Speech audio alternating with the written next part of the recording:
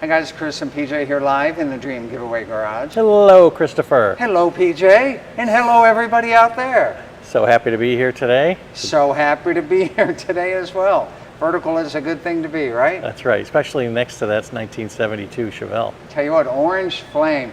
When I first saw the car, I could have sworn to you, and I'm not a betting person, but if I had $100, I would have put $100 down, well, to win it of course, but I can't. Put $100 down and said it's Hugger Orange. And then I realized that that's not what the orange is called in 1972. It's called Orange Flame, right? So looks like Hugger Orange to me, looks like Hugger Orange to everybody else, but they call it Flame Orange. I'd probably have to have a 69 Hugger Orange Chevelle or Camaro next to it to know how close the two colors were. Didn't we have a GTO back in the day that was Hugger Orange? No, because Hugger Orange is a Chevy marketing paint term. The Pontiac version of it is called Carousel Red. Not to confuse things. Right, and it's not red. It's not red, it's orange. And then Buick had its own marketing name for the same color. They all had the same 2-digit paint code if they were the same color, but each of the divisions had kind of a cool, kind of groovy paint name for those. Another one was, let's see, Chevy would have had Butternut, and Pontiac would have had Mayfair Maze, so on and so forth, right? They would have been wonderful to put a box of crayons together and name them all. Brian says, love that orange, just like the Tundra. Yeah, the Tundra is yeah, beautiful you know, orange. and we compared the two. I think the I'm looking at the Tundra. Tundra is a little more orange, and the Chevelle is a little more tomato. And unfortunately, I can't turn around because there's some top secret stuff here. Yeah, in the there's garage. something really top secret behind PJ that just came in this morning. But maybe you'll catch a reflection of that off the 57 behind PJ. Which Cobra, the Screaming Warrior Freedom says, Chris and PJ are iconic duo. I appreciate that. Thank you. Thank you so much. Speaking of that 57 right next to PJ, what, 30 days left? I can't believe we're winding down on the 57. 7 days left on the Chevelle and 30 left on the 57. Oh, and I'll tell you, yeah, if you guys really support that 57, we'll try to find another Tri-5 Resto Mod to pick up for you guys to give away. Chris, why do we have a little cutout of Burt Reynolds behind the Chevelle and the cutout of Don Garlits behind the 57? Well, they have to hang out somewhere, and that's where they're hanging out. So, funny story in the Dream Giveaway Garage. Don and Burt seem to have their own locomotion. In other words, we'll come in here, and Don will be moved somewhere. And if you turn on the light, he'll startle you. Yeah. Because you think it's really a person there. Somebody's done that to me a few times. Burt, not so much, because that leisure suit, you kind of know, right? Yeah. And there you go. Anyway, big PJ, I want to have you show this while I get some water. You go ahead and do that, but I wanted to show this to everybody. Chris and I were talking about this today, and someone asked, is it a cowl induction? And Chris had to point out the fact that this hood is a cowl induction hood, but it does not have cowl induction, functional cowl induction working. So it's funny how they did that. And I did notice earlier today when I was also in here playing around, the inside has the incredible 8-track of Elvis in there that was sent to us. We certainly appreciate that. So I'm we're back, really PJ. happy with it. Oh, hey, Chris. Yeah, I was saying hydrated, guys. That hardly ever happens to me, but I hit a dry throat there for a second.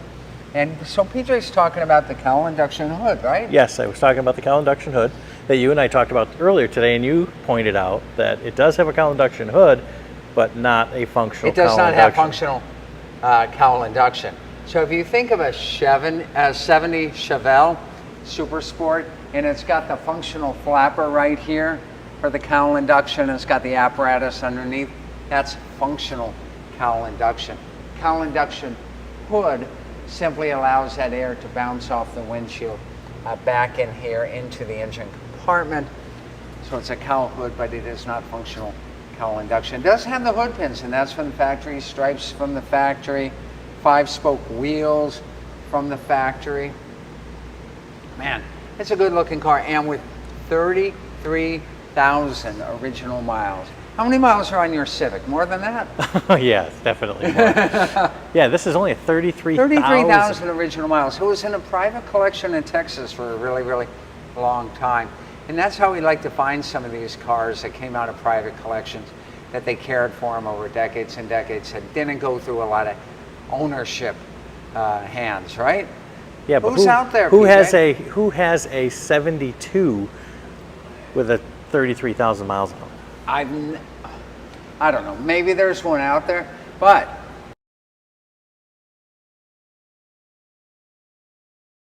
right? Certainly not going to be a big block 4-speed posi traction like this 72 Chevelle right here. And that's what makes this so special. Even though 72 is considered a low compression year, it's still got that numbers matching big block. It still has that 4-speed, and it's still got that that posi traction, limited slip differential on the rear. 396, like you said. So what's interesting is in 72 they call it a 402. I believe that the bore is just slightly larger in the block, but it's so. And to confuse us even more, on the broadcast sheet they call it a 400. So you could call it a 396, you could call it a 400 big block, you could call it a 402, right? That's right. Roger, you knew that, didn't you? Jeremy says, how long will it take to find a winner for the Tundra? The Tundra, I think, is 9 days. picked 27? Yeah. 27, 9 days to go, and we'll know who won the Tundra. Yeah. I've got to show you. Let's see if that broadcast sheet is in the glove box. Oh, that's right. You've got it in the glove box. P. Vanderbilt says, yep, that Chevelle work looks good. Would look good in my driveway. Yeah, Okay. this would look good. Guys, Driveway. these are the years before cup holders. Here, So I'll I'm hold going to put my water right there. Do you want me to hold your cup? Nope, I am good. Tell you what, I believe that. It's so cool when you find this original stuff here, right? Let's take a look at this. Guys, look, this is not a copy. This is the original broadcast sheet. They probably found it up under the gas tank, or maybe in the underneath the rear seat. And look right here when we look at the engine size for that LS3 engine, 400 CID 4-barrel. See, I wasn't making that up. So they call that 396 or that 402 a 400 on this sheet. This will go to the winner, by the way. This proves that this car was born with a big block. There's very, very, very valuable documentation for the winner. Who's out there, PJ? Let's see here. Nice white. No. Actually, it's not what people think. There's some guesses of what's going on back there, but that's not what it is. Okay. No. Well, there you go. Other thing in there that I'm going to show you guys. This is a copy. I have the original as well. There's her original owner. Do you know him? Was he a neighbor of yours? Oh, John W. 1972. I hope that says Bear and not Barf. What's that say, PJ? Is that 52 years ago? Yeah. Yeah, Bear. Bear, okay. John W. Bear, 1172 Linwood Avenue in beautiful Columbus, Ohio. Mention that, getting this thing out Think of he's Columbus, still Ohio. around? And now Columbus, Ohio, it's not like you would actually have this car out year-round anyway, I guess, so. Let me show you what else we got. There we go. Look at that, guys. Protecto plate. That's the original warranty Protecto plate. No, that is not a QR code. You cannot scan that. But now that, obviously you're looking at warranty, there's no manufacturer or dealer warranty with this thing now, right? Well, back in the, let's see how long it was. It was 12 months. 12 months. Right? It wasn't 336 yet. Let's take a look there and see. 1972. Yeah. I think it was on the first panel. Was it? Yeah. What's it say? I think right up there. Oh, 12 months or 12,000 miles. Okay. I think we've expired on both. I think we've expired almost, the warranty. Yeah, but almost not on the mileage. Oh, almost not on the mileage, right. Can you imagine that, taking this in for warranty work? 7 days left. How do you enter to win? You guys already know, because you're good. You help out those charities every chance you get. You go to dreamgiveaway.com, use promo code Facebook Live or promo code YouTube, and you get those bonus tickets. Who is out there, PJ? Oh, we got, let's see here. Doug says the 72 Chevelle SS will make a nice replacement for the 72 Chevelle Malibu I had in high school.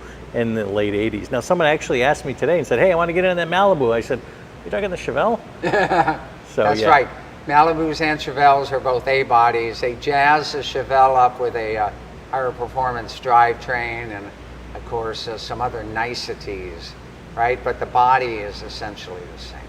Well, Malibus, Chevelles, Le Mans, GTO, Cutlass, 442. What am I missing, guys?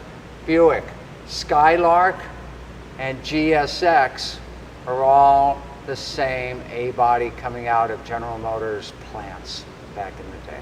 Did I miss any? I don't think so. What did they do differently on every one of those? Just Well, back in the day, they all had different engines. So Chevys would have their engines, Buicks would have their engines, Oldsmobile would have theirs, so a Pontiac would have theirs, so on and so forth.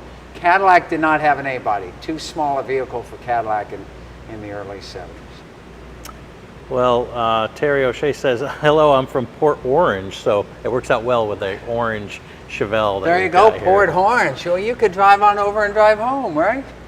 Port Orange, That's of course, Florida. At least I think that's the Port Orange that you're talking about. Robbie says, you guys ready for a visit on the 28th? What time We should are I ready. be there? Fire it up Friday. Yeah, come on Fire It Up Friday. It's going to be fun. Maybe by the 28th we can start sneak peeking some other stuff. Oh, yes. Indeed, indeed, indeed.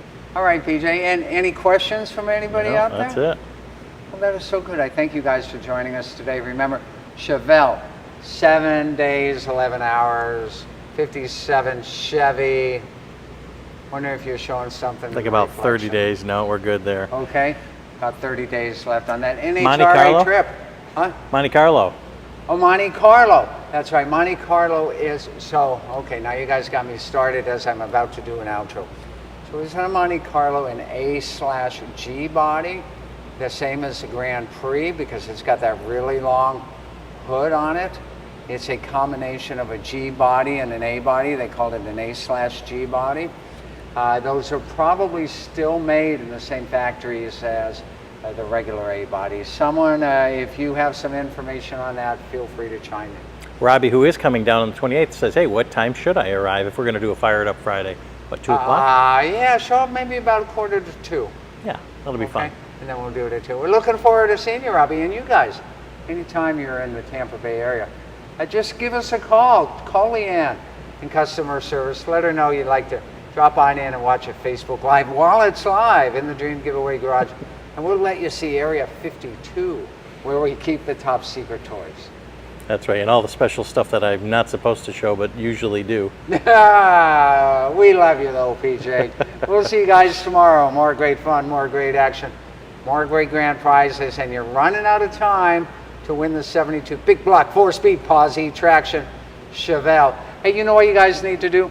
Go watch Dazed and Confused and Matthew McConaughey and watch how he describes his 1970 Chevelle big block car. That'll be fun. We'll talk about that tomorrow.